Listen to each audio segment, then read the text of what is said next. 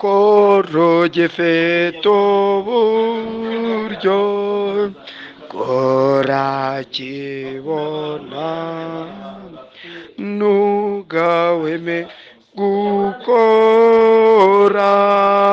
maremeremo.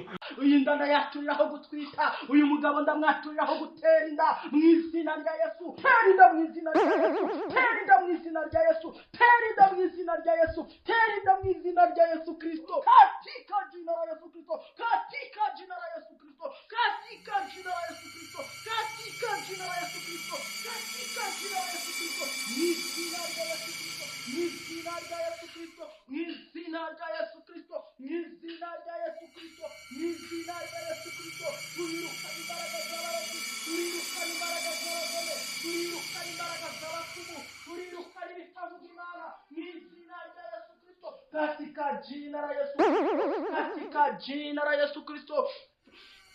Pepo katika jina la Yesu Kristo, pepo katika ni jina rya Yesu Kristo, ni jina rya Yesu Kristo. Toka Satani, ondoka, toka Satani, toka Satani, ndakwirukanye, toka Satani, imbaraga z'abarozi, nimurebe bimwe nababwiraga, mayidota reba bimwe nababwiraga, reba bimwe nababwiraga, nimurebe Imana yanjye ibitangaza ikora. Uyu ni Pastor Mutesi wenyine wakora ibi ngibi. Urareba ukuntu babagize, urareba iyo si imisatsi, aya si amagufwa, ibi bisobanuye ngo ntihakagire amagufwa y'umwana aremerwa mu nda yawe.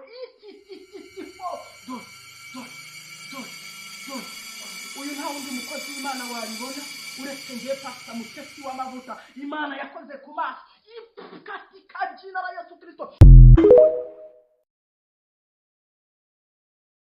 Si ukujya kwa Satani, ahubwo ndagira ngo turebe uburyo nk'uyu mugore akora, avuga ko asengera abantu kandi ashaka kubiba. Uyu mugore rero yabuzaga umugabo we guca inyuma uwo bashakanye, arabahumisha, arabasengera, kandi amaze kubasengera birangira abambuye n'utwo bari bafite. Bavandimwe, mujye mukunda kwiga, mureke kuguma mu bujiji.